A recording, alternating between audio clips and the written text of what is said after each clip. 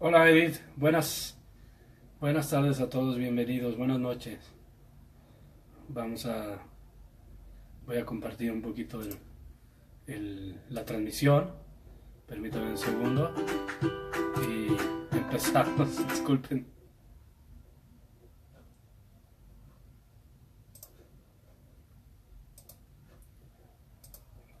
Hola Janina, bienvenida. Permítame un segundo que comparta la transmisión en las páginas, en mi perfil, y iniciamos en un segundo. Hola Andrea,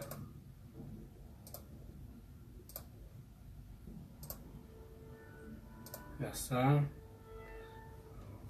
Hola Aurelio, perdón, aquí estoy.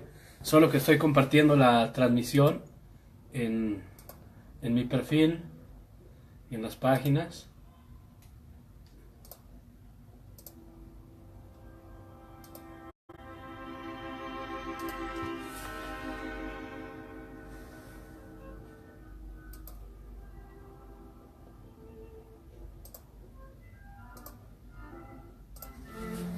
Listo. Bienvenidos a todos a esta catequesis de moral en la que vamos a hablar sobre el primer mandamiento. Hola Andrea Miranda, saludos Aurelio Montalvo, Lupita Mesa, Janina, Angélica López, Luisa Ábalos. Hola hermanita, saludos. Hoy no hay troles, bueno, no hay troles ahorita, esperemos que sigamos sin troles más al ratito. Buenas noches Marcela, bienvenidos a todos para que podamos aprender un poquito más de la palabra de Dios, de la doctrina de la iglesia, lo que nos enseña pues Dios mismo en su divina revelación para que vivamos en su presencia, ¿verdad?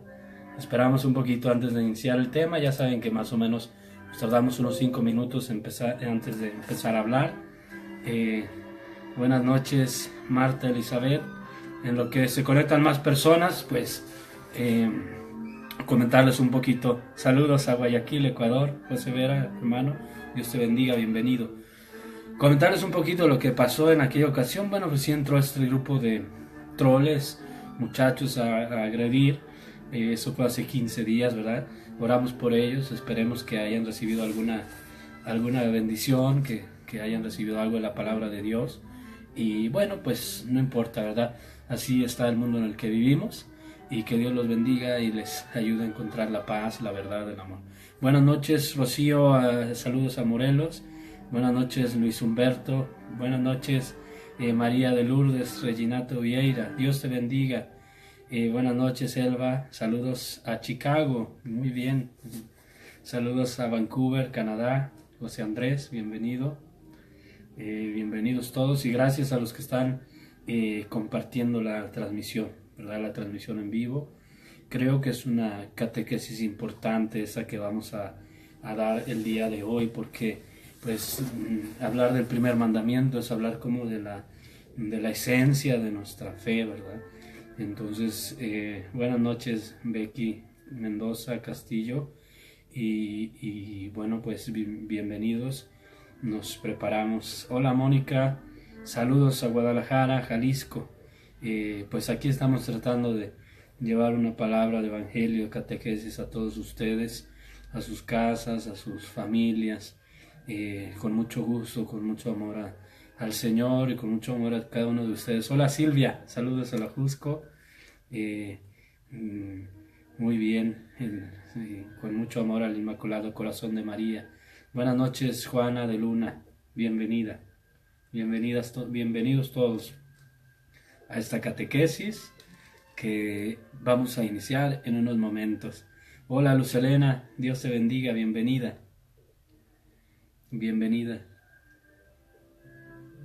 Voy a hacer un anuncio en esta catequesis, a ver, al final, para que se esperen hasta el final, les voy a hacer un anuncio para que ustedes tengan un pequeño regalo de mi parte. Saludos, Esperanza, eh, bendiciones. Hola, Verónica, saludos a California. Wences Sánchez, saludos a Querétaro. Pues mira qué bendición tener personas de tantas ciudades de México y de otros países, y somos una sola iglesia que nos unimos como una sola familia. Buenas noches, Sandra, bienvenida. Bueno, pues vamos a empezar ahora sí. Voy a bajar un poco aquí a la música para que iniciemos nuestra catequesis. Y vamos a iniciar como cada catequesis invocando la intercesión maternal de la Madre de Dios, la Virgen María, en el nombre del Padre, y del Hijo, y del Espíritu Santo. Amén. Dios te salve María, llena eres de gracia, el Señor es contigo. Bendita eres entre todas las mujeres, y bendito es el fruto de tu vientre Jesús. Santa María, Madre de Dios, ruega por nosotros los pecadores, ahora y en la hora de nuestra muerte. Amén. En el nombre del Padre, y del Hijo, y del Espíritu Santo. Amén. Bienvenidos, saludos a Nueva York, saludos a Texas, saludos a todos los hermanos de Israel, Alex, Rosalba, Janina, Silvia. Bienvenidos todos. Vamos a hablar sobre el primer mandamiento con la conciencia de que entramos en el corazón de nuestra fe, en la médula, en el núcleo, en el centro más profundo de todo lo que es la vida en Cristo. La vida en Cristo es la vida en el amor de Dios.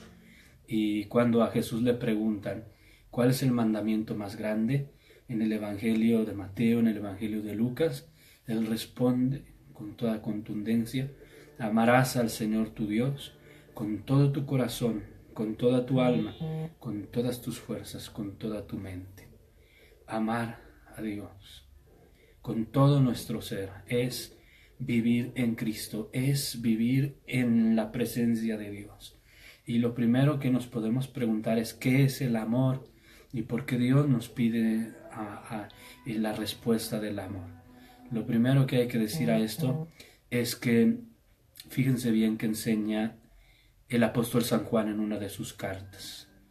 En esto consiste el amor, no en que nosotros hayamos amado a Dios, sino en que Él nos ha amado primero. Él nos ha amado primero y tanto nos amó que quiso primero crearnos. Ese es el amor primero que Dios nos da. Él nos ha creado por amor y nos ha creado para el amor y nos ha creado en un acto de libertad inminente como una sobreabundancia de su amor. Y tanto fue su amor que se desbordó, nos dio a cada uno una existencia a su imagen y semejanza por amor, nos hizo con sus manos con amor, sopló sobre nosotros un espíritu a su imagen y semejanza con amor, y del amor salimos de Dios y al amor de Dios volvemos, y Él que nos ha amado cuando nos ha creado espera nuestra respuesta de amor, una respuesta libre que se vio frustrada por el pecado, porque el pecado es un desamor, una falta de correspondencia en la libertad al don de Dios, de la existencia que nos ha dado, al don de Dios, de la vida que nos ha dado. Dios nos ha animado, nos ha dado la vida por amor, y la vida misma de Dios consiste en su amor. Nos lo enseña el apóstol San Juan: Dios es amor. Y cuando este amor quedó impedido en nuestros corazones a causa del pecado, Dios quiso derramar más amor hacia la criatura que salió de sus entrañas, de su corazón, y que Él amó con tanta fuerza que entregó a su Hijo único para salvarla. Y el Padre envió a su Hijo, a Jesús, para que en Él nosotros tengamos vida, para que en Él podamos volver a la comunión amorosa con Dios como sus hijos, para que a través de Él recibamos efusión de gracia, el don del Espíritu Santo, y podamos corresponder al amor. Y dice el apóstol San Juan: en esto consiste el amor, no en que nosotros hayamos amado a Dios, sino en que Él nos ha amado primero. Y podemos corresponder al amor de Dios porque Él nos ha amado primero. Tenemos el deber de corresponder al amor porque Él nos ha amado primero. Es el amor de Dios el que nos precede y el que exige de nosotros una respuesta libre. El amor es libre, una respuesta de nuestro ser, con todo nuestro ser, con toda nuestra alma, con todas nuestras fuerzas, con todo nuestro corazón, con todo lo que somos en libertad. Esa es la respuesta del amor a aquel que por amor nos ha creado y aquel que por amor nos ha redimido, aquel que por amor dio la vida por nosotros, a Jesús el Señor. Como el apóstol San Pablo lo dice en la epístola a los Gálatas, esa palabra que tenemos que grabar en nuestro corazón. Vivo de la fe en el Hijo de Dios que me amó y se entregó por mí. Cuando uno es consciente del amor grandísimo que nos ha tenido el Señor Jesús, que nos amó hasta siendo Dios, se humilló, se hizo hombre, se hizo nada, se hizo el último, el servidor de todos, y quiso él mismo padecer y el castigo que nos correspondía por nuestros pecados, padecer la muerte, derramar su sangre para expiar nuestros pecados, por puro amor, por pura misericordia. La respuesta natural, la correspondencia es el amor. Un amor tan grande solamente puede ser correspondido con amor. Y esto mismo es lo que Dios le pide al pueblo de Israel en el Antiguo Testamento. Yo soy tu Dios, el que te sacó de Egipto. Escucha, Israel, el Señor tu Dios es solamente uno. El Dios que ha amado a Abraham, Isaac y Jacob, que ha amado al pueblo, que lo ha rescatado de la esclavitud, que ha enviado a los profetas, que ha hecho una alianza, es el Dios que ama a su pueblo. Y toda la historia de Israel, la historia de los patriarcas, de los profetas, de la alianza, de las promesas, la historia de la presencia de Dios en el templo, en la vida de su pueblo, es la historia de un Dios que, lleno de amor, sale al encuentro de su pueblo a pedir amor una y otra vez, una y otra vez. Escucha, Israel, el Señor tu Dios es solamente uno. Amarás al Señor tu Dios con todo tu corazón, con toda tu mente, con todas tus fuerzas, con toda tu alma. Y entonces nuestra vida cristiana es una respuesta al amor de Dios, al amor profundo de Dios que nos ha creado y al amor inmenso, sobreabundante de Dios que nos ha redimido a través del Hijo que se ha hecho hombre y a través de su sacrificio, de su muerte en cruz, que nos ha conquistado para el amor, que nos ha conquistado para el reino de su Padre, que a través de su sangre derramada nos ha abierto las puertas de una comunión amorosa grandísima. ¿Y qué significa amar a Dios? ¿Qué significa amar a Dios? Podemos preguntarnos esta pregunta. ¿Es un sentimiento? ¿Es solamente un afecto? ¿Solamente una emoción? No, es mucho más que eso. Conlleva desde luego todo nuestro corazón, nuestras fuerzas, nuestro sentimiento, nuestra alma. Pero amar a Dios es entregarnos a Él. Es el don libre y voluntario de nuestro ser hacia Él. Es fiarnos de Él. Es ponernos en sus manos, como dice el Salmo, como un niño en brazos de su Padre. Amar a Dios es amarlo a Él porque merece ser amado por encima de todo, porque es el sumo bien, la bondad en sí misma, porque nos ha amado hasta el extremo. Jesús en la noche de la última cena, fíjense lo que dice el evangelista Juan. Habiendo amado a los suyos, los amó hasta el extremo. Y luego les dijo, ¿comprenden lo que acabo de hacer por ustedes? Si yo, que soy el Señor, les he lavado los pies a ustedes, vayan y ustedes con mayor razón hagan lo mismo. Ámense los unos a los otros como yo los he amado. El amor hasta el extremo que Dios nos ha tenido es la conquista del alma y de la mente y del corazón de cada uno de nosotros. Jesús nos conquista por la fuerza de la verdad y nos conquista por la fuerza del amor sobreabundante de Él, que como cordero manso llevado al matadero llevó sobre sus hombros el leño de nuestros pecados y por sus llagas hemos sido curados. De Él que siendo todopoderoso vino con mansedumbre y tomó la forma de siervo para mostrarnos el gran amor que nos tiene. Amar a Dios es corresponder a ese amor y es fiarnos de Él, es amar lo que Él ama y es no amar lo que Él no ama. Y esto es muy importante. Es un acto pleno de la libertad, de entrega a Dios, de entrega a su palabra, de entrega a lo que Él nos ha revelado, a lo que Él ha hecho por nosotros, de entrega a su voluntad y a sus designios. Amar a Dios, nos enseñaba el Papa Benedicto XVI, es amar lo que Él ama, amar la verdad, amar el bien, buscar agradarle, darle gloria, buscar alabarlo, buscar que su resplandor y su amor sea conocido, que la fuerza de la verdad que Él nos ha dado sea amada, recibida por todos. Amar a Dios es odiar lo que Él odia, ¿verdad? Y esto yo lo digo siempre en las catequesis porque es muy impactante, pero tiene una verdad profunda. Dios no ama el pecado. Dios no ama el pecado porque destruye al hombre, porque nos aparta de Él, porque el pecado es el desamor hacia Dios, es la separación, la rebeldía, el alejarnos de Él, es la deshonra contra Dios, es separarnos, es rechazarnos, rechazarlo a Él, y Dios no ama el pecado. Amar a Dios entonces es con la fuerza de su amor, con ese amor que nos precede, con ese amor que Él nos da y que se ha derramado en nuestros corazones, como dice el apóstol San Pablo, con el Espíritu Santo que se nos ha dado. Es amar a Dios con el amor que Él mismo nos da. Y amar a Dios nos lleva a cumplir sus mandamientos, como nos enseña la palabra de Dios, como nos enseña el Concilio de Trento, como nos enseña el Catecismo de la Iglesia Católica.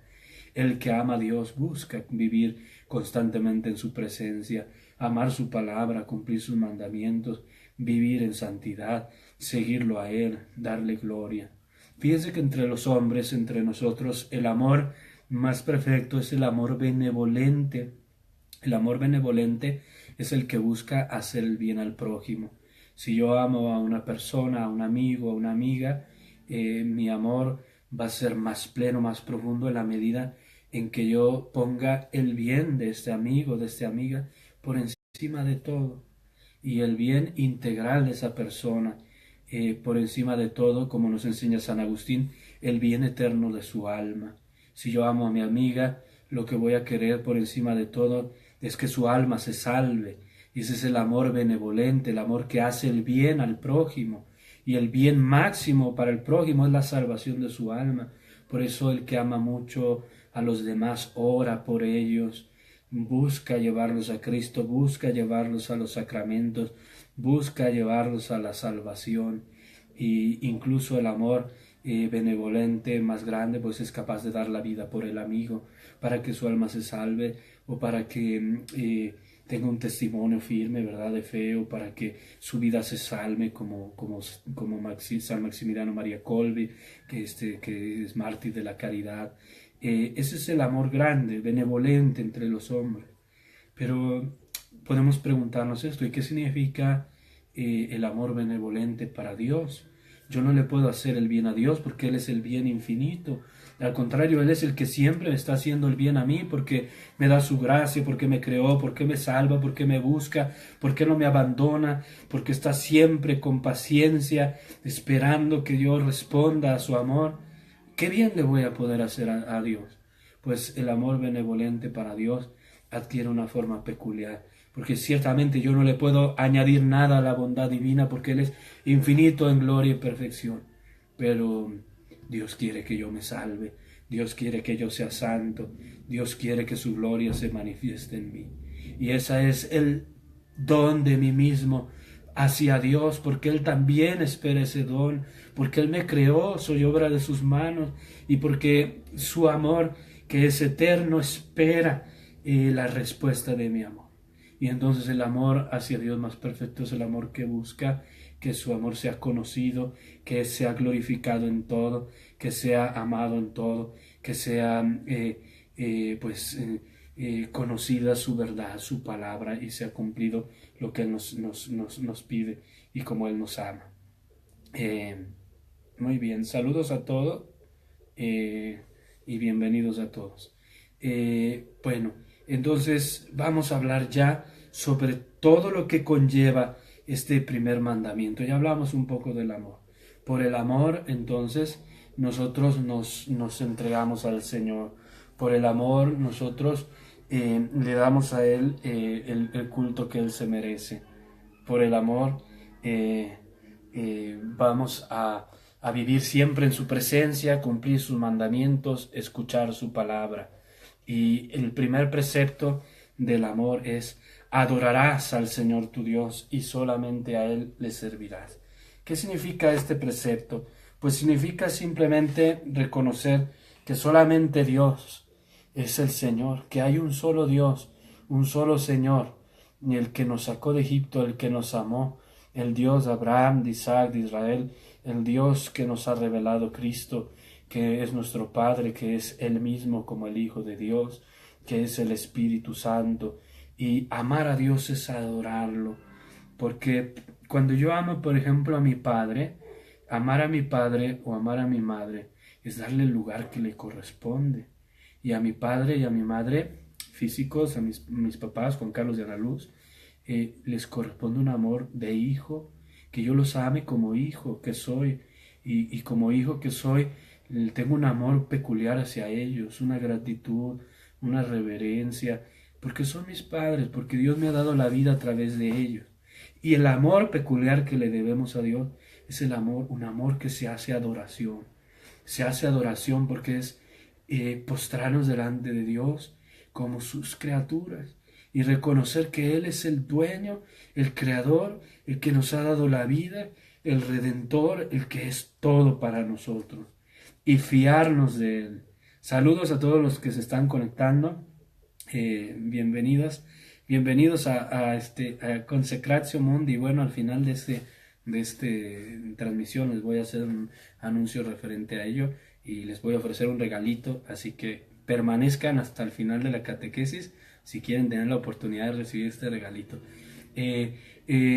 Bueno, y el que ama a Dios, entonces su amor adquiere una forma peculiar de adoración. Amar a Dios es adorarlo, porque Él es el Señor, el dueño, el creador, el redentor.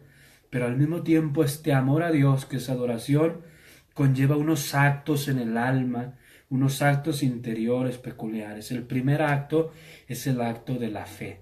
La fe consiste en una cierta obediencia a Dios, en fiarnos de lo que Él nos ha dicho, lo que Él nos ha enseñado, lo que Él nos ha revelado. Creer en Dios, creer en su palabra. Fíjense que todo esto implica la fe. Creer en lo que Dios nos ha dicho, en todo lo que Él nos ha revelado, en todas y cada una de sus benditas palabras que habló a través de los profetas, inspirado por el Espíritu Santo. Los profetas han hablado la palabra de Dios, y creerle a Dios es fiarnos de Él, de que su palabra es verdadera, más estable que el cielo y la tierra, que los cielos y la tierra pasarán, pero su palabra no pasará. Creerle a Dios es no solo creer en lo que Él nos dice, sino creer en Él, fiarnos en Él, confiar en Él, abandonarnos en Él. Y esto es muy hermoso porque la Sagrada Escritura elogia la fe de Abraham, y por eso le llamamos el Padre en la fe, porque él fue obediente a Dios, porque confió en Él, incluso en el momento de la prueba más dura, cuando le pide el sacrificio de su hijo, porque Abraham creía que Dios era todopoderoso y tenía incluso el poder para resucitar a su hijo. Esa es la fe de Abraham, la fe viva, el que se abandona a Dios. Y esa fe, por ejemplo, que vemos en la madre de los macabeos, que sabe que Dios es grande y que es todopoderoso, y aunque sus hijos mueran torturados en su presencia, Dios es más grande y Dios va a hacer justicia y les va a devolver la vida, porque tiene poder, así como les dio la vida, los puso en el vientre, en su propio vientre, tiene poder para darles la vida. Fíjense qué fe tan hermosa, esa fe tan grande de Ananías, Misael, Azarías, los tres niños santos, que van en el libro de Daniel al pozo, al horno encendido, llenos de confianza en Dios. Y le dicen al rey Nico, Dios es poderoso para preservarnos del fuego. Y si no lo hiciere, pues de todos no lo merecíamos, pero nos vamos a enfrentar a Él porque Él nos ama y Él nos va a hacer justicia. Esa fe grande de estos tres niños santos en la puerta del horno, que no tienen temor porque se abandonan a Dios y se avientan al horno y Dios los reviste de su gloria a través del ángel. Esa fe grande, fíjense, de Elías, el profeta Elías. Qué grande es el profeta Elías, que va al monte del desafío y le dice al rey, júntame a todos los profetas de los Baales, a los sacerdotes de los Baales, a todos, y que hagan sacrificios, y yo voy a hacer un sacrificio a mi Dios, al Señor, al único Dios verdadero, y a ver quién hace descender fuego del cielo. Y si esos falsos profetas, falsos sacerdotes, hacen descender fuego del cielo, entonces sus dioses, el Baal es el Señor. Pero si ellos no lo logran porque sus dioses son falsos, son ídolos, entonces tú me vas a pasar la espada al cuello. Elías va y sacrifica, poniendo su vida de por medio, de testimonio, y diciendo, mi Dios es el Dios verdadero. Y se fió poniendo su vida de por medio. Esa fe de los mártires, de Ignacio de Antioquía, de Policarpo de Esmirna, Ignacio que escribe antes de padecer, no me priven de dar testimonio de Cristo, ahora empiezo a ser discípulo del Señor, escucho en mi interior una voz que me dice, ven al Padre, ahora es cuando en verdad voy a ser verdadero discípulo de Cristo, déjenme morir, déjenme ser triturado por las fieras, porque la muerte no tiene la última palabra, y si las fieras no quisieran devorarme, yo mismo las voy a azuzar para que me coman. Soy trigo de Cristo, molido en las fauces de los leones. Esa es la fe, que es una respuesta del amor a Dios. Creer en todo lo que Él nos ha dicho, creer en su poder, creer en su palabra, creer en todo lo que Él nos ha revelado. Ese es un acto que se deriva del primer mandamiento. Amar a Dios es creerle.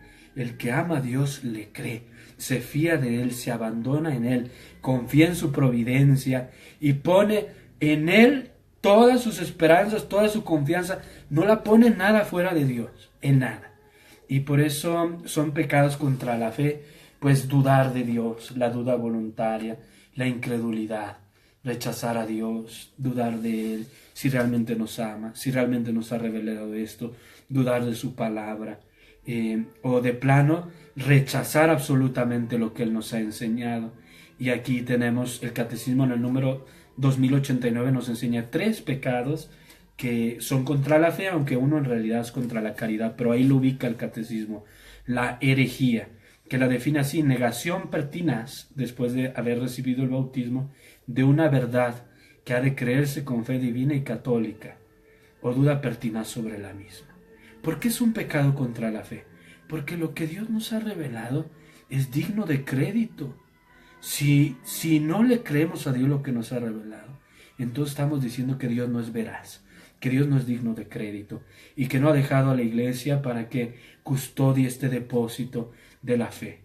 Por ejemplo, si alguno de nosotros dijere que Jesús no está verdaderamente presente en la Sagrada Eucaristía, con su cuerpo, alma, sangre y divinidad, con una presencia real, viva, verdadera, sustancial, el mismo Señor de la gloria, allí en las especies consagradas, que después de la plegaria eucarística, la consagración, dejan de ser pan y vino y se transforman sustancialmente en el cuerpo y la sangre de Cristo, conservando la apariencia del pan y el vino. Si alguno dijera que Jesús no está ahí sustancialmente, él está cometiendo un pecado gravísimo que se llama herejía, porque no le cree a Jesús que dijo, este es mi cuerpo, no dijo, esto es algo que aparenta ser mi cuerpo, que simboliza mi cuerpo.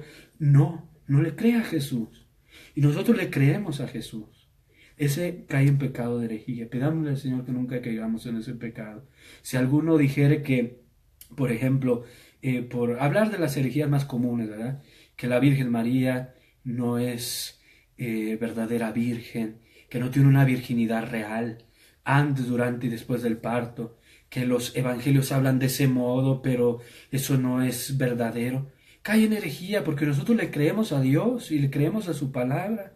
Y el ángel Gabriel se lo dijo a ella, que era virgen, y ella manifestó ese estado de virginidad. ¿Cómo es posible esto si yo no conozco varón? Y su virginidad perpetua, como le enseña la Iglesia, durante el parto, de un modo maravilloso, glorioso, que solo Dios en su poder puede realizar. Ella dio a luz sin perder la virginidad real, que desde luego es signo de una pureza y una pertenencia absoluta de su alma hacia Dios, porque ella es la Inmaculada, pero el dogma enseña virginidad real después del parto también, que ella y el Señor San José mantuvieron un matrimonio peculiar en absoluta castidad y continencia. Pues si alguno dice que esto no es verdad, pues no profesa la fe de la Iglesia, no le crea la palabra de Dios, ¿verdad? La apostasía es el rechazo total de la fe cristiana. Es el pecado más grave, podemos decir, contra la fe. Lamentablemente hay gente que comete este pecado, la apostasía, pierde absolutamente la fe, rechaza la fe de su bautismo, rechaza las promesas de su bautismo. Existe este pecado, ¿verdad? Y el cisma que aparece aquí en el catecismo, que en realidad es un pecado contra la caridad, que es el rechazo de la sujeción que le debemos al soberano pontífice y de la comunión a los miembros de la Iglesia a él sometidos. O sea, el romper la unidad de la Iglesia, no someternos a la autoridad del Papa o a la autoridad de nuestros obispos, ¿verdad? Es una falta contra el amor de Dios, sí, porque Dios ha fundado la Iglesia, porque la Iglesia es su cuerpo, y amamos a Cristo, le creemos a Cristo y vivimos en su cuerpo. Y lesionar esa unidad de la Iglesia es faltar al amor de Dios, que quiere que su Iglesia sea una, ¿verdad? Bueno, pero amar a Dios no solo es creerle, y esto es algo hermosísimo. A mí me gusta mucho pensar en esto. Saludos a Monterrey, saludos a todos ustedes, bienvenidos. Amar a Dios es esperar en Él, confiar en Él. La esperanza es parte del amor de Dios. Surge de la caridad, surge de la confianza en las promesas de Dios, en la bendición divina, en que Él nos ha prometido la salvación, Él nos ha prometido la gloria.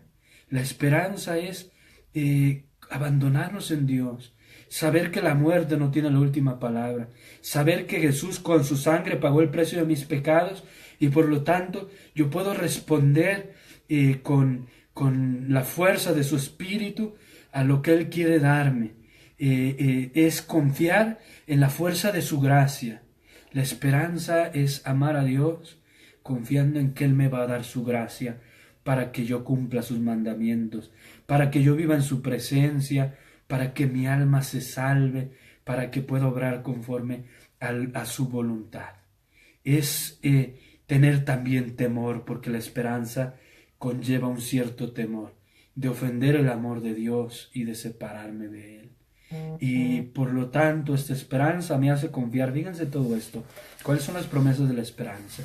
Que si yo imploro la ayuda de la gracia a través de la oración, de la vida sacramental, vivo constantemente renunciando al pecado y rechazando las tentaciones, luchando contra el mal en una actitud de conversión perpetua, continua, el Señor me va a dar la gracia de admitirme en el cielo.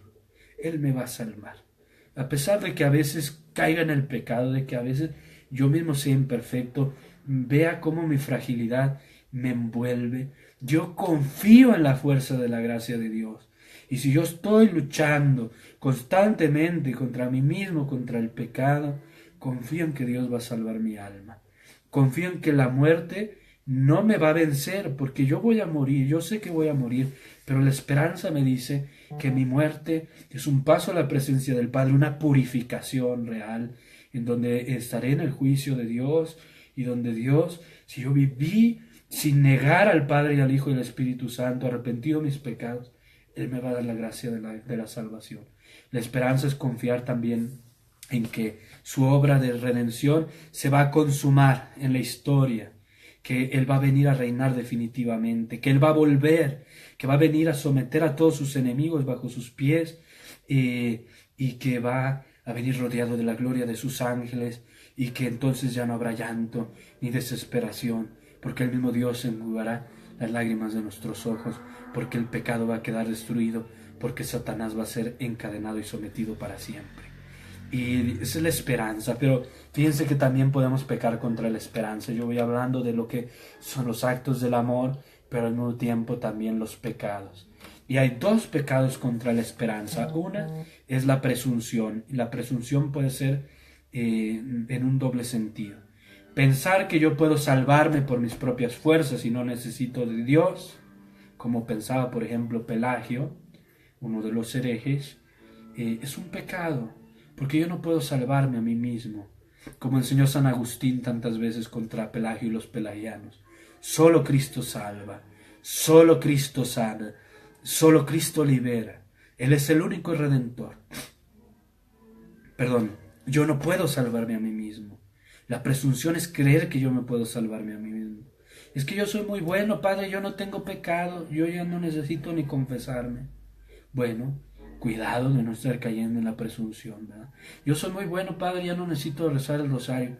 Cuidado, todos necesitamos orar. San Alfonso María Ligorio dice que para salvarnos es absolutamente necesario orar. Por otro lado, también está otra presunción, que es pensar que yo me voy a salvar independientemente de que yo busque la conversión. Dice así el Catecismo en el número 2092. Es la presunción, presumir de la omnipotencia y de la misericordia divina, esperando obtener su perdón sin conversión y su gloria sin mérito. Atención, es un pecado contra la esperanza que yo piense que mi alma se va a salvar, apelando a que Dios es infinitamente misericordioso y que porque Él es infinitamente misericordioso me va a obtener el perdón sin que yo en la vida haya buscado la conversión, sin que yo en la vida haya arrepentido de mis pecados, haya renunciado al pecado y haya hecho mérito para la vida eterna. Es un pecado muy grave y lamentablemente muy común. ¿Cuántas personas vivimos así a veces? Pensando que al final de nuestros días Dios nos va a salvar y que mientras tanto podemos cometer toda clase de pecados. Y agraviamos así el amor y el honor divino que es tan grande, a Jesús que derramó su sangre por nosotros, como decirle, mira, no me importa que tú hayas sufrido por mí, yo voy a seguir pecando, al final de todos modos eres bueno, misericordioso y me vas a salvar. Atención, un pecado grave contra la esperanza se llama presunción, y un pecado muy común. Queremos entrar al cielo, pero no queremos convertirnos. Queremos participar del reino, pero no queremos convertirnos. Yo siempre digo esto porque me parece algo realmente importante. Si el mismo Rey de la Gloria, para sentarse en su trono de gloria, tuvo que padecer una muerte tan amarga para sentarse en su trono de gloria, con mucho más razón nosotros tenemos que padecer la lucha contra el pecado, la renuncia a nosotros mismos. Jesús nos lo dijo: el que quiera seguirme, que tome su cruz. El que quiera ser mi discípulo, que tome su cruz y que se niegue a sí mismo. Esa es la esperanza llena de vida, la que nos mueve cuando vamos siguiendo a Jesús por el camino de la conversión. Una esperanza vana, una presunción, es cuando yo pienso que el Señor me va a salvar aunque yo siga cometiendo todos los peores pecados del mundo, ¿verdad? Bueno, dentro de los actos del amor, pues desde luego, la caridad es el amor sincero hacia Dios, que es posible en nosotros porque Dios nos da su gracia y lo amamos con su amor, con el mismo amor que Él nos da, con la fuerza de su espíritu. Y fíjense bien que el Señor nos pide un amor con una supremacía, con una prioridad por encima de todo. Sobre todas las cosas, qué difícil es esto. Hay que ordenar nuestro corazón, porque a veces nos amamos a nosotros mismos más que a Dios. Amamos a la criatura más que al Creador. Nuestro corazón es fácil de dejarse seducir por las criaturas. el primer obstáculo que tenemos es nuestro propio egoísmo. Y por amarnos a nosotros mismos, exaltarnos a nosotros mismos, rechazamos a Dios. Hay que amar a Dios por encima de nosotros mismos y amarlo por encima de todo lo que Él nos ha dado. Y todo lo que Él nos ha dado hay que amarlo desde Dios, bajo Dios, desde Dios, subordinado a Dios, como nos enseña San Agustín. Hay que ordenar los amores. Por ejemplo, yo amo mucho a mis padres, y hablé hoy a mi papá, Juan Carlos, mamá Ana Luz. Amo a mis hermanos, amo a mis hermanas, amo a mis amigos, a mis hijos, hijas espirituales, los amo mucho, pero Dios me ha dado todo eso. Es Dios el que me lo ha dado. Yo no podría amar a mi papá más que a Dios, porque Dios creó a mi papá y Él me dio a mi padre, ¿verdad? O lo mismo un esposo, una esposa, una esposa, un esposo, un padre a sus hijos. El amor de Dios tiene una supremacía sobre todo lo que tenemos que es bueno y que hay que amarlo, pero desde Dios, ordenadamente a Dios. Padre, es que yo amo a mi esposo más que a Dios. Bueno, pues tu esposo te lo dio Dios y Él es el creador y solo Él se merece un amor por encima de todo. Y tu esposo no puede salvar tu alma, no puede darte la vida eterna, no puede darte la vida. Es un amor grandísimo, un amor esponsal, lleno de vida, pero no sería posible si no fuera por Dios. Por eso le debemos un amor a Dios por encima de todo. Y podemos faltar al amor de Dios pues cuando le damos nuestro corazón a la criatura, a cualquiera, por más digna que sea, digna de ser amada, cuando somos indiferentes a su amor. Esto es importante, ¿verdad? Porque muchas veces caemos en este pecado todos. Miramos a Cristo crucificado, pero somos indiferentes ante su padecimiento. Fíjense el Padre Pío cómo veía crucificado a Jesús y quería sufrir con Él. Ese es el amor que no es indiferente. Y nosotros vemos a Jesús crucificado y no solo no queremos sufrir con Él, como el Padre Pío, como Santa Gema o muchos otros, sino que seguimos amando nuestros pecados, seguimos pecando. Y eso es una cierta indiferencia para con Dios, una indiferencia gravísima que no queremos corresponder a la altura de ese amor. O somos ingratos, no le damos las gracias por todos los dones que nos ha dado. O nos conformamos con un amor tibio, ese es el amor de la tibieza, que en el libro del Apocalipsis pues viene reprendido, ¿verdad? A ti te rechazo, te vomito de mi boca porque no eres frío ni caliente. O la sedia, donde caemos en una pereza espiritual, donde ya no queremos amar a Dios. O finalmente, pues el pecado más grave aquí es el odio contra Dios, ¿verdad? Existe el odio contra Dios. Bueno, pero el amor hacia Dios nos lleva a darle culto. Yo les decía que darle el amor hacia Dios es un amor peculiar porque adquiere la forma de la adoración. Solamente la adoración le hace justicia al amor que Dios se merece, al honor que Él se merece. Y por eso la virtud de la religión es la que nos hace darle a Dios el culto que Él se merece. Y el culto que Él se merece, pues es el culto de adoración. Pero no solo culto de adoración, muchas cosas Dios merece, la adoración que le debemos. ¿En qué consiste la adoración? Primero, solamente a Dios se le debe la adoración, no se le debe a nadie más. A veces decimos así como coloquialmente, ¿no? Entre nosotros, como una forma de decir te amo mucho, ¿no? Por ejemplo, una mamá le dice al bebé te adoro, ¿no? Te amo. Pero en realidad es una forma de hablar impropia porque no es que lo adoremos, sino que es una forma de decir te amo mucho. Pero el amor a Dios de adoración es un amor exclusivo, solo a Dios, al único Dios, vivo y verdadero, al Señor, al Dios de Abraham, de Isaac y de Jacob, al Dios que es 3 veces santo, que es todopoderoso, que ha creado el universo entero. A Él le damos la adoración, al Padre, al Hijo y al Espíritu Santo, infinito en gloria y majestad, que nos ama infinitamente y que nos ha llamado a participar de su gloria.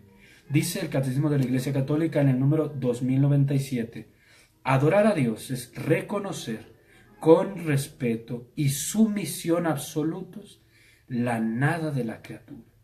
Adorar a Dios es respetar a Dios y someternos totalmente a Él como nada que somos. Solo Él es el que es. Él es el que era, el que es, el que ha de venir, el Señor, el dueño del tiempo, de la historia, el que es desde siempre y por siempre. Nosotros recibimos el ser de Él. Somos nada delante de Él. Y adorar a Dios, dice el catecismo, es alabarlo, exaltarlo, humillarnos a nosotros mismos. No es como abajarnos, como si Él no nos tuviera en algo porque nos ha creado. Es reconocer que delante de Él no somos nada y todo lo que somos y tenemos, Él nos lo ha dado. Y reconocer también lo que Él nos ha dado, como hace la Virgen María en el Magníficat, que dice: el poderoso ha hecho obras grandes por mí. Santo es su nombre. Ese es un modelo de adoración. Modelo de adoración. La Virgen María es la primera que adora a la Santísima Trinidad. Proclama mi alma la grandeza del Señor. Dios es grande, es todopoderoso, ha hecho obras grandes en mí. Su nombre es santo y su misericordia llega de generación en generación. Esa es la adoración. Adorar a Dios es reconocerle a Él como el único Señor, como el Creador y el Salvador, el dueño de todo lo que existe, con amor infinito. Fíjense lo que es adorar a Dios: es reconocer su soberanía absoluta, su supremacía sobre todo, y someternos a esa soberanía y esa supremacía del amor que Él nos tiene y de su poder y de su gloria infinita. Bendito sea Dios, que nos ha creado y que nos permite amarlo con un amor que es un fuego de adoración. Amar a Dios es vivir en oración. La oración es una elevación del espíritu, de la mente y del corazón hacia Dios. Es vivir en su presencia, creyendo en Él, esperando en Él y amándolo. La oración es un acto del corazón y de la mente, del espíritu. La oración es vivir en comunión con Dios, vivir en comunión con Jesús, vivir en Él, vivir en Jesús como hijos de Dios, unidos al Padre, vivir en Jesús llenos de su espíritu. Esa es la oración. Y nos enseña la palabra de Dios que debemos orar incesantemente, siempre y en todo lugar. Velad y orad. Orad siempre, nos enseña Jesús, insistentemente, perseverantemente, con humildad, con confianza, con abandono. Orar incesantemente es un acto del amor a Dios. ¿Quién ama mucho a Dios? El que ora mucho. Pero orar no es simplemente estar repitiendo cosas, es vivir sumergido en ese amor divino, vivir invocando a Jesús, su nombre, dándole gloria, dándole culto, dándole adoración. Ese es amar a Dios, orar todo el tiempo, siempre y en todo lugar. Amar a Dios es ofrecerle en el culto que Él se merece sacrificio. Sacrificio es una palabra grande, es un signo de adoración y de gratitud, que es sacrificar, es entregarle a Dios algo nuestro.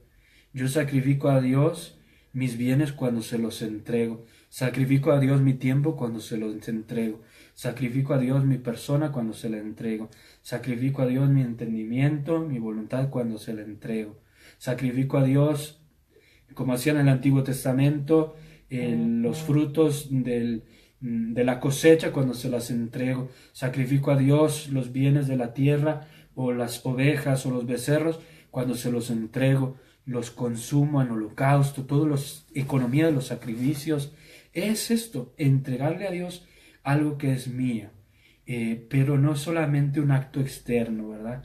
Porque, por ejemplo, yo podría hacer un sacrificio de entregarle a Dios una limosna, ¿no?, para que ayudar a los pobres, pero ese sacrificio externo tiene que estar acompañado de la entrega de mi voluntad. Yo me entrego a Dios y con un corazón contrito y humillado, me entrego a Dios con un corazón que quiere cumplir su palabra, que quiere hacer el bien al prójimo, que quiere amar al prójimo. No puedo pensar que le entrego a Dios algo externo, pero mi corazón no. Porque los profetas se quejaban de esto. Dice el Señor: este pueblo me alaba con los labios, pero su corazón está lejos de mí. Este pueblo me ofrece sacrificios, pero comete injusticias contra su prójimo, ¿verdad? Y aquí quiero hacer un paréntesis para hablar de el sacrificio perfecto y la adoración perfecta. nosotros hemos recibido la revelación en su plenitud en Jesús. Y el culto de los sacrificios del Antiguo Testamento, que eran movidos o que debían ser movidos por el amor de Dios, adquirió su plenitud, su perfección absoluta en el sacrificio de Jesús. Porque Jesús se sacrifica a sí mismo, el Hijo de Dios, toma nuestra humanidad, se la consagra a Dios, se la ofrenda, se entrega a sí mismo y se entrega como sacrificio de expiación para el perdón de nuestros pecados. En ese sacrificio de Jesús nosotros podemos entrar. Y entramos en la Eucaristía, en el ofertorio. No estamos nada más poniendo una monedita. Lamentablemente en el ofertorio se nos olvida que estamos entrando en el lugar santo, que podemos acercarnos al trono de la gracia, que a través de la humanidad y del sacrificio de Jesús, el Hijo de Dios, que le ha ofrecido al Padre, podemos acercarnos a la majestad divina, podemos entrar en el santuario celeste y podemos sacrificarnos a nosotros mismos junto con Jesús, unirnos a Él que es la víctima perfecta, para que seamos nosotros también ofrenda permanente, como dice la plegaria eucarística. Y allí es el acto perfecto de adoración, porque le damos a Dios todo nuestro ser, junto con lo más grande y lo mejor que tenemos, que es su Hijo Jesús. Él nos ha dado a su Hijo Jesús, y adoramos a Dios cuando lo amamos, dándole al Padre lo más grande que tenemos, que es su Hijo Jesús, y allí adoramos al Verbo de Dios, hecho carne, que se hace carne en el vientre de María y que se hace presente en las especies consagradas. Adoramos perfectamente a Dios. Ya no es una ilusión, ya no es un anhelo, ya no es querer entrar como veía Isaías, Ezequiel, Daniel, Jeremías, querer entrar en la gloria de Dios, en la gloria de los ángeles. Ya no es un anhelo, es verdad. Ahí está la gloria de Dios y lo adoramos perfectamente en la Eucaristía. Fíjense qué bonito. Creo que esta catequesis me voy a extender un poco más, pero vale la pena, ¿verdad? Unos 20 minutos más. También amamos a Dios cuando le hacemos promesas y se las cumplimos. Y fíjense que todos les hemos hecho promesas a Dios, pero a veces no lo sabemos. Bautismo, confirmación, matrimonio y orden sacerdotal. La mayoría de los que están viendo esta catequesis están bautizados y confirmados. Pues nuestro bautismo y en nuestra confirmación prometimos a Dios servirlo, prometimos a Cristo entregarnos a Él, ser suyos, prometimos rechazar al espíritu del mundo, renunciamos al pecado, prometimos rechazar al pecado, renunciamos a Satanás, prometimos rechazar a Satanás. Fíjense que le hemos hecho promesas a Dios. Los casados le prometen a Dios amarse y respetarse y se prometen los unos a los otros. O yo como sacerdote prometí muchas cosas el día de mi ordenación. Pues es un acto de amor prometerle a Dios y buscar cumplirle. Podemos hacerle promesas a Dios, sí, como prometerle rezar el rosario y cumplirla por amor. Esa promesa cuando se hace solemne se llama voto, adquiere una fuerza peculiar como un sacrificio. Cuando le hacemos un voto a Dios, hacemos un sacrificio de algo, ¿no? Por ejemplo, hay personas que han hecho votos de no comer chocolates. Bueno, pues son promesas movidas por el amor, son santas. Claro, los votos solemnes, como es la profesión religiosa, pues son los votos de seguir a Jesús por los consejos evangélicos. Los consejos evangélicos de castidad, pobreza y obediencia, pues es prometerle a Jesús que vamos a seguir su ejemplo, imitarlo con la ayuda de su gracia y que vamos a seguir los consejos que Él nos dio para vivir con mayor plenitud del amor. Los religiosos, las monjitas, los monjes, nosotros que tenemos votos o alianzas de castidad, pobreza y obediencia, los hacemos por amor y para el amor, porque a través de eso queremos amar más a Jesús. Son promesas, son votos, ¿verdad? Todo eso es parte del amor que le debemos, la religión que le debemos a Dios. Y ahora sí vamos a entrar a una parte muy delicada. Este primer mandamiento también nos habla de lo que no debemos hacer. No debemos tener otros dioses fuera del Señor. No habrá para ti otros dioses fuera de mí, nos enseña la palabra de Dios. Y faltamos este mandamiento, pues de muchas maneras y a veces ni siquiera nos damos cuenta. Primero, pues faltamos este mandamiento por la superstición. Y quiero que pongan mucha atención, el número 2111 dice que la superstición es una desviación del sentimiento religioso y las prácticas que son buenas, que algunas pueden ser buenas y que le debemos a Dios, pero se desvía, se pervierte y se corrompe. ¿Cómo se corrompe? Cuando le atribuimos una importancia como mágica a algunas prácticas, sean las que sean. Algunas pueden ser legítimas y necesarias. Entonces le damos a... Perdón, aquí los aplausos, es que está la música aquí y la voy a quitar aquí. qué bárbaro. Bueno, entonces, fíjense bien, la superstición, ¿qué es? Es poner nuestra confianza en objetos, en prácticas, en cosas que hacemos, en cosas que tenemos, en cosas que no son Dios, y darle un valor mágico a todo eso que no es Dios. Claro, hay prácticas supersticiosas muy comunes, muy fáciles de distinguir. Por ejemplo, hay personas que en sus negocios ponen borreguitos, porque piensan que por poner borreguitos van a tener abundancia y dinero. Eso es superstición. Es pensar que esos borreguitos tienen un poder mágico. Y eso no es verdad. Hay que pedirle a Dios que en su providencia nos dé, ay, perdón, aquí voy a bloquear a uno. ¿Qué hace Dios con...?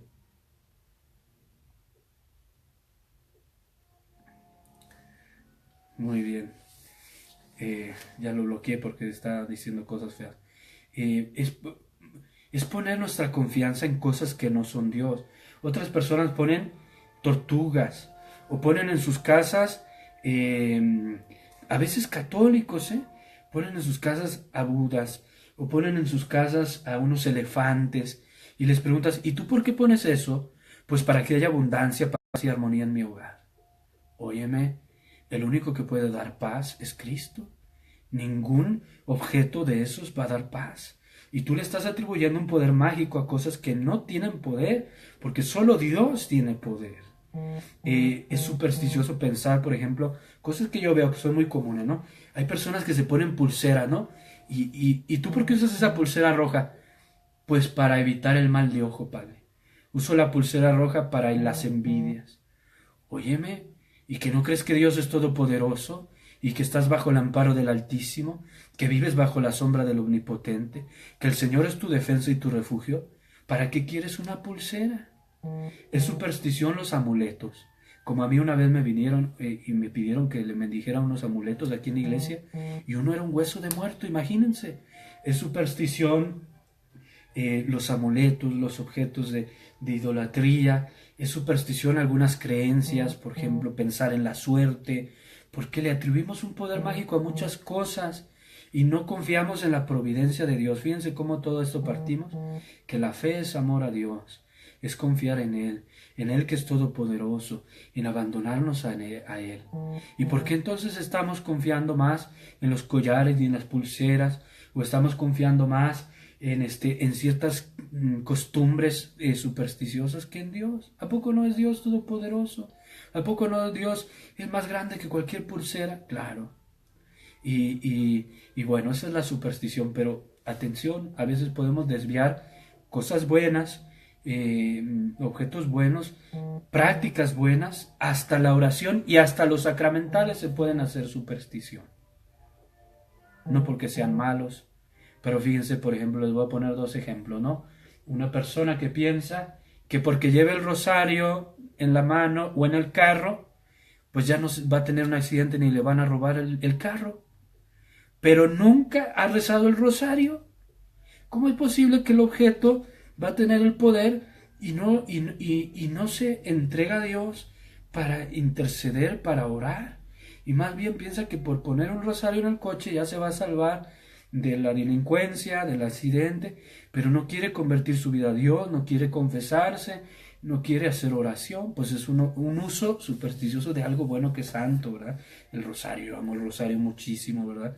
Pero hay que rezarlo, ¿no? O una persona que piense que porque le echamos agua bendita después de la misa, pues entonces ya le va a ir bien en todo lo que haga, pero sin renovar su bautismo. Fíjense que el agua bendita es un sacramental que hace memoria de nuestro bautismo. Entonces, para que yo reciba bien ese sacramental, tengo que disponerme a renovar mi bautismo y por lo tanto a renovar el don del Espíritu y por lo tanto a renovar las promesas de mi bautismo. Si voy a recibir el agua bendita como van a veces con los brujos, pues no voy a recibir gracia, porque aunque sea una criatura que Dios ha dispuesto para comunicar su gracia, los sacramentales, a diferencia de los sacramentos, requieren las disposiciones de quienes los reciben. Y si yo no estoy dispuesto con una actitud de fe sincera, aunque me echen el agua bendita, pues no voy a recibir gracia. Entonces, ¿cómo evitar la superstición, las prácticas religiosas buenas?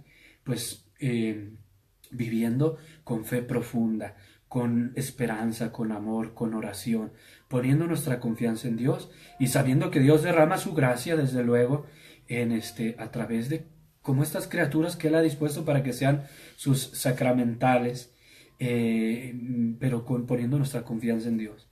A veces hasta las oraciones tenemos una concepción mágica o supersticiosa de las oraciones. ¿Cuántas veces no vienen conmigo y me dicen, Padre, yo quiero que me enseñe la oración más poderosa que hay para que en la noche no tenga pesadillas?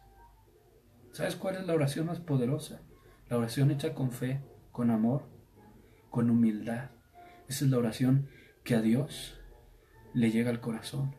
Y siempre les digo una cosa, no necesitan oraciones poderosas.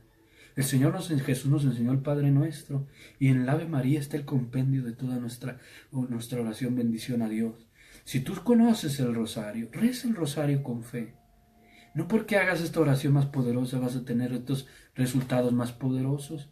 Es poner nuestra confianza, como dice el catecismo, dice, atribuir a la sola materialidad la eficacia de las oraciones o de los signos sacramentales, prescindiendo de las disposiciones interiores que exigen.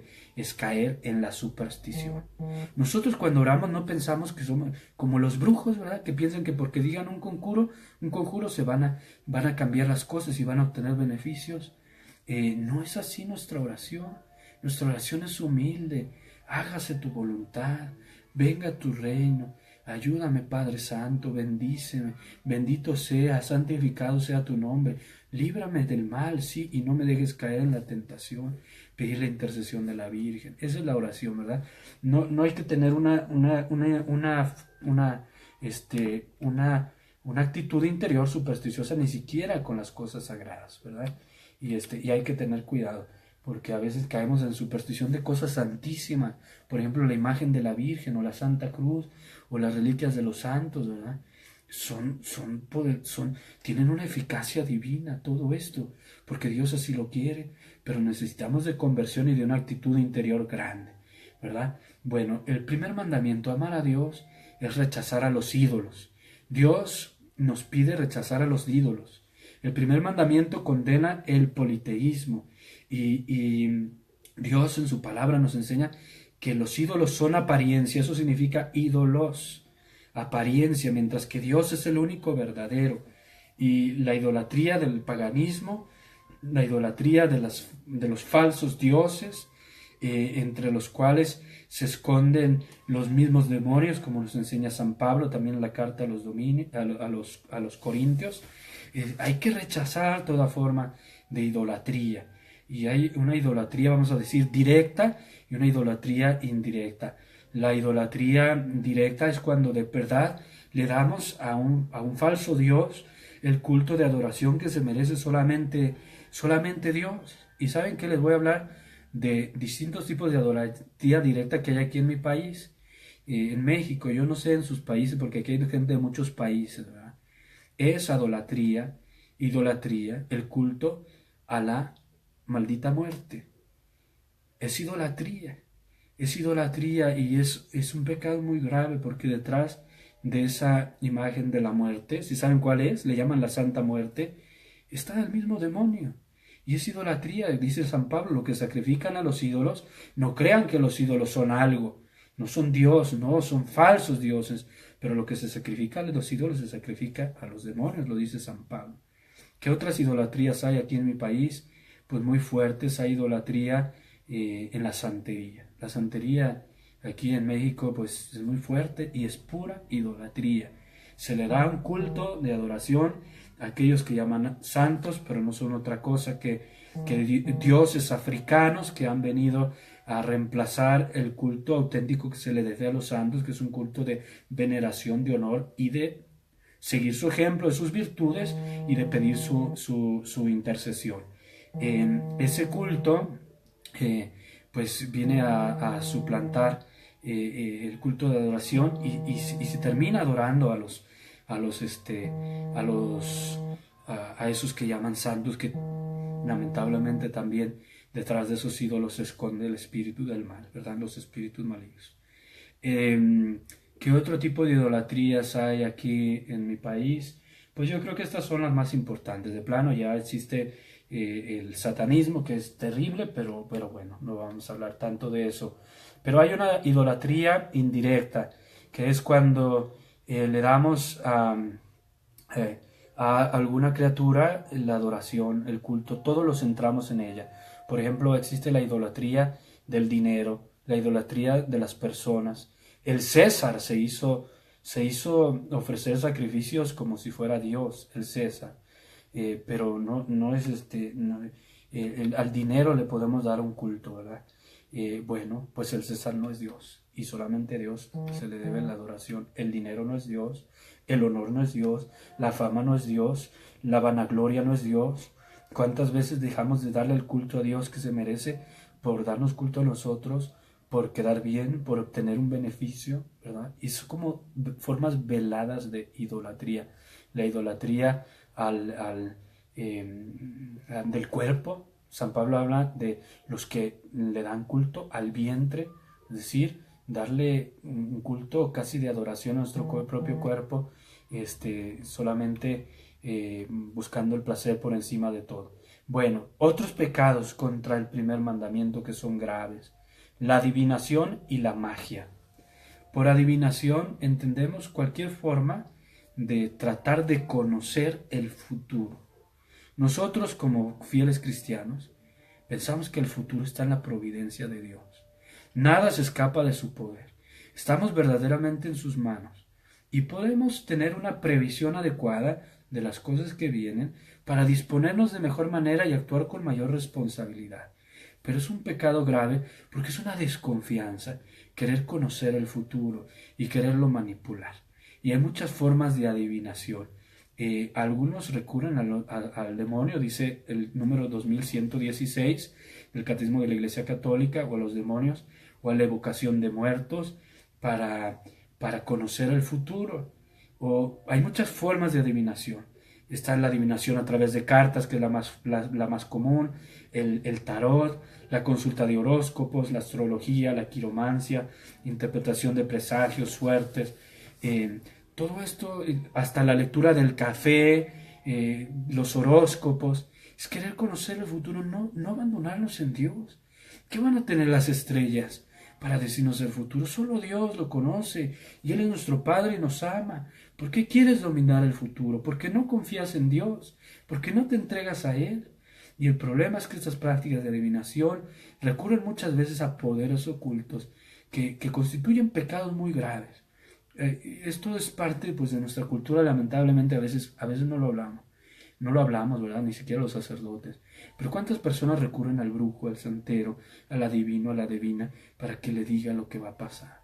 Eso es un pecado grave contra el amor a Dios, contra la confianza de Dios. Y nos exponemos a que todas estas personas que son realmente, muchos son charlatanes, operadores del oculto, pues dejen en nosotros un daño que tiene que ver con el maligno, ¿verdad? Otras formas de adivinación, como recurrir a los médiums, ¿no? Los médiums que a veces hasta según van a adivinar las cosas a través de los santos, pero es espiritismo, o de los muertos. Invocar a los espíritus, a los muertos, dice el libro del Deuteronomio, es abominación para Dios, para conocer el futuro. Pues todo eso es incorrecto. Y la magia, ¿qué es la magia? Es un pecado grave también. La magia es querer domesticar potencias ocultas para ponerlas a nuestro servicio y obtener un poder sobrenatural sobre el prójimo, sobre la historia, sobre las cosas. Entonces, fíjense bien, domesticar potencias ocultas para obtener un poder sobrenatural sobre nosotros, sobre el prójimo, sobre la historia, sobre las cosas. Entonces, todo lo que pretende apelar a un principio oculto para cambiar las cosas de un modo más allá de lo natural es magia, simplemente es magia. Y hay muchos tipos de magia, desde la magia negra que invoca directamente el poder de los demonios, otro tipo de magias que se esconden de diferente manera. Por ejemplo, ahora está de moda la invocación de los ángeles como una cierta magia. Tú a través de seres de luz, a través de seres espirituales, vas a sanar o vas a declarar abundancia o vas a lograr X o Y o Z. Es manipular, como dice el catecismo, poderes ocultos para ponerlas a tu servicio. Y es un pecado muy grave. Yo vi una vez un letrero que decía, me invitaban a un curso de milagros. Y otra vez un curso de sanación con ángeles. Y otra vez me invitaban a un curso para que yo me hiciera un sanador. Fíjense bien lo que está diciendo. ¿Sanador con qué? Con potencias ocultas para domesticarlas y ponerlas al servicio. Y es un pecado grave. ¿Por qué? Porque nosotros tenemos nuestra salud puesta en las manos de Dios. Y cuando estamos enfermos, apelamos al conocimiento de la ciencia, que Dios nos ha dado la razón para buscar nuestro bienestar, entre ellos la salud física, y apelamos al poder divino. Cristo sana, solo Él sana y pedimos su intercesión. No sana esa persona ni la otra que dice que es un sanador, que tiene poder, que tiene don. Es magia, espiritismo, que invocan a los espíritus, a los muertos, luego para que sanar o para adivinar, es magia y es un pecado gravísimo y conlleva un riesgo gravísimo, un daño grave a las almas, porque al entrar en ese mundo de las potencias ocultas, se pone bajo la influencia del mismo Satanás. Y eso es algo muy grave, muy perjudicial, terrible. Los amuletos, bueno, ya hablamos de eso, de la magia. Desde luego, pues la magia, la más grave va a ser cuando apelan a todas estas fuerzas ocultas para dañar a otra persona, ¿verdad? Son pecados muy graves. Bueno, la buena noticia es, si alguno de los que está viendo la catequesis ha caído en nuestros pecados, pues hay que pedir perdón a Dios y enmendar el camino. Superstición, magia, hechicería, adivinación. La mayoría de las personas recurren a ellas por ignorancia, porque no se dan cuenta que son pecados tan graves o que es un terreno tan peligroso y porque están en momentos de desesperación, enfermedad, etcétera, etcétera. Entonces, no hay que abrir las puertas al maligno, muy bien, Tony, pero podemos renunciar a eso, hay que renunciar a eso, pedir perdón a Dios y entonces sí, renovar nuestro bautismo, entregarnos totalmente a Dios. Somos sus hijos. ¿Para qué queremos ver el futuro, conocerlo? ¿Para qué queremos manipular fuerzas ocultas? ¿Que no sabes que el dueño del universo, el Todopoderoso, es tu Padre? ¿Que no sabes que tu vida está en sus manos? ¿Que no sabes que Él tiene poder? Él es grandísimo. Y no necesitamos ni amuletos, ni todo eso lastima mucho al corazón de Dios. De verdad, en la Sagrada Escritura no hay nada para lo que el Señor sea más celoso como para rechazar la idolatría, la adivinación y la magia. Dice el Señor, todo esto es repugnante ante mí, porque Él nos ama y Él nos lo quiere dar todo y nosotros en lugar de ir a Él ponemos nuestra confianza en cosas que no pueden salvar, ¿verdad? En falsos dioses, etc. Bueno, pues es importante hablar de esto. Otros pecados contra el primer mandamiento, tentar a Dios, el sacrilegio y la simonía. Y vamos a hablar ya nada más sobre esto, porque ya me extendí mucho en esta catequesis, les dije que me iba a extender. ¿Qué es el sacrilegio? Pues es el atentar con odio, con desprecio, con indiferencia contra lo sagrado, contra una persona, un objeto consagrado, un lugar sagrado y por encima de todo, por ejemplo las imágenes, por encima de todo contra la Sagrada Eucaristía.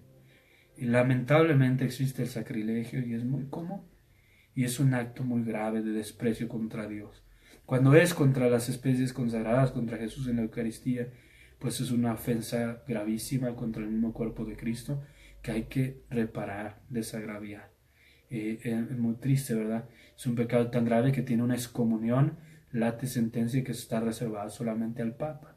Bueno, si una persona cometió ese pecado se arrepiente, puede desagraviar, puede recibir el perdón, puede recibir esa, eh, pues, ese don que le va a otorgar el Papa para levantar la censura, pero es un pecado muy grave, ¿verdad? Y hay que darle siempre a Dios el respeto, el amor que le debemos, sobre todo en la Eucaristía, en la veneración a todo lo que es sagrado, ¿verdad? Porque Él es grande y poderoso. Bueno, la simonía, ¿qué es? Pues es vender lo sagrado. Por ejemplo, vender, que uno vendiera una reliquia o que uno vendiera un sacramento, pues sería sería un pecado grave, o que yo cobrara por hacer una oración, ¿no?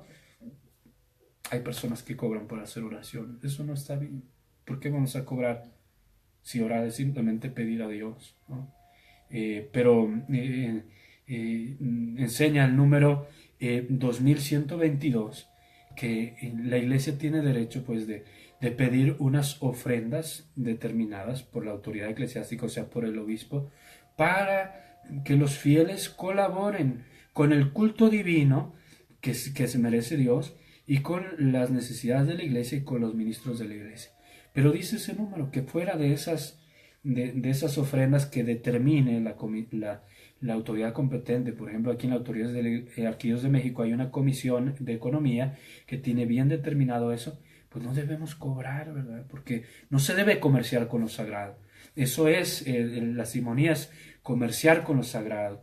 El sacrilegio es profanar o tratar indignamente lo sagrado. Simonía es comerciar con lo sagrado, ¿verdad? Bueno, el ateísmo, la irreligión, el agnosticismo son pecados también contra la fe. No voy a abundar sobre eso porque ya solamente quiero cerrar esta catequesis con el tema de las imágenes, ¿verdad? Nos enseñan la iglesia, la palabra de Dios, que no debemos darle culto a los ídolos ni adoración a los ídolos. Y el libro del Deuteronomio prohibió hacer imágenes de lo que hay en lo alto del cielo y debajo de la tierra, porque a través de esas imágenes el pueblo de Israel caía en idolatría. Pero el mismo Señor mandó en el libro de los Números y mandó en muchos otros lugares, en el Éxodo, que se hicieran algunas representaciones de las cosas sagradas. Por ejemplo, la serpiente en el báculo de Moisés. Por ejemplo, los querubines, los serafines en el arca de la alianza. Y entonces no es una prohibición absoluta, sino relativa a la idolatría, que es lo que condena a Dios con mucha fuerza, la idolatría, de lo que ya hemos hablado. Pero es sobre todo el hecho de que Jesús, el Hijo de Dios, se hizo visible. Esto es lo más importante. Dios es invisible, todopoderoso, no lo podemos reducir a las imágenes. Cualquier imagen, escultura que hagamos de Dios se va a quedar corta, porque Dios es todopoderoso, glorioso, maravilloso, grandísimo, altísimo. Y a Dios nadie lo ha visto, dice la palabra de Dios. Y cuando Moisés quiso ver el rostro de Dios, Dios le dijo, no, mi rostro no lo vas a ver, te voy a dejar ver mis espaldas. Entonces, como a Dios no lo podemos ver por su omnipotencia, entonces no lo podemos representar en imágenes. Pero Dios se dejó ver en Jesús. Jesús nos enseña la carta a los Colosenses, es imagen visible de Dios invisible. Y en Él hemos visto a Dios. Ya hemos visto a Dios. Ya no es el que nadie ha visto. Lo hemos visto su rostro, hemos sabido cómo es su rostro y guardamos la memoria de su rostro.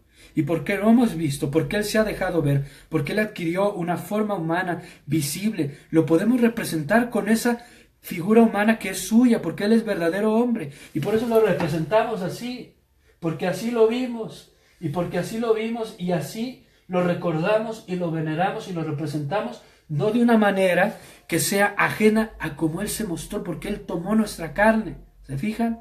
Por eso el segundo concilio de Nicea, que es el séptimo concilio ecuménico, nos enseña que es lícito representar a Dios y a los santos en las imágenes y que es venerable el culto que le damos a Dios a través de las imágenes. ¿Por qué? Porque yo no estoy venerando a esta criatura que es madera y que es metal y que es el icono. Yo, a través de esto que representa al Hijo de Dios Todopoderoso, estoy venerando y adorando al único Dios que es el Hijo de Dios y junto con el Padre y el Espíritu Santo. Dice Santo Tomás de Aquino, lo que vemos en las imágenes nos eleva a aquello que las imágenes representan, nos eleva a adorar a Dios y también a los santos, porque en ellos resplandece la gloria de Dios. Porque en cada santo, empezando por la Virgen María, está la imagen de Dios, porque está el Espíritu Santo, porque ella está ungida, porque es la Inmaculada, porque ella es elegida, y en cada santo lo mismo. No le damos adoración ni a las imágenes ni a los santos. Nos enseña el segundo concilio de Nicea, que es el séptimo concilio ecuménico, que la adoración que le debemos a Dios. Fíjense qué hermoso es esto. La adoración que le debemos a Dios y que le damos en la divina liturgia, que le damos en la Eucaristía, en el santo sacrificio de la misa, para hacerse plena requiere reconocer la grandeza de Dios en sus obras. Y no hay obra más grande en Dios que sus santos. Y por encima de todo, la Virgen María. Por eso, mientras más honramos a María, que es la obra más grande del Altísimo, la criatura más excelsa, más adoramos a Dios. Mientras más reconocemos la gloria de Dios en los santos, más adoramos a Dios. A veces pensamos que por honrar a María, honrar a los santos, entonces ya no adoramos a Dios. ¡Falso! Mientras más honro a María, más la ensalzo, más la bendigo, más bendigo al fruto de su vientre que es Jesús, y más bendigo al Todopoderoso que ha hecho obras grandes en ella. Si yo no le doy a María el culto de honor y de veneración por encima de todo que merece, no puedo darle a Dios la adoración plena que Él se merece, porque no reconocería la obra más grande que le ha hecho, que es María, la Madre de Dios, la Inmaculada, que fue elevada al cielo en cuerpo y alma, y que fue coronada de gloria. Pues entonces adoramos a Dios, que es tres veces santo, el Padre, el Hijo y el Espíritu Santo. Lo adoramos perfectamente en la Eucaristía y lo adoramos junto con los santos y los ángeles, reconociendo sus obras grandísimas y por encima de todo la obra de la glorificación de María y de los santos y de los ángeles. Y ahí cumplimos el amor hacia Dios. Pues muy buenas noches a todos. Dios los bendiga. Esta catequesis pues es un resumen porque es un tema muy amplio. Hay que amar a Dios sobre todas las cosas, todo lo que hagamos por amor a Dios. La caridad es la cumbre de toda la perfección cristiana, de la santidad. La caridad es la virtud más importante de todas, la que tiene que darle forma y figura a todas.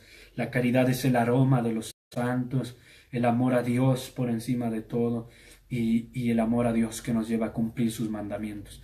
Por eso todos los que nos están viendo y siguiendo la catequesis, sigamos en estas catequesis, porque a medida que vayamos avanzando en los mandamientos, vamos a ir viendo cómo amar a Dios verdaderamente como Él nos pide ser amado, ¿verdad? Con todo nuestro corazón, con toda nuestra fuerza, con toda nuestra alma y con toda nuestra mente, con la fuerza de su gracia, con la fuerza del Espíritu Santo. Pues vamos a terminar haciendo la oración que Jesús nos enseñó. En el nombre del Padre, y del Hijo, y del Espíritu Santo. Amén. Padre nuestro, que estás en el cielo, santificado sea tu nombre.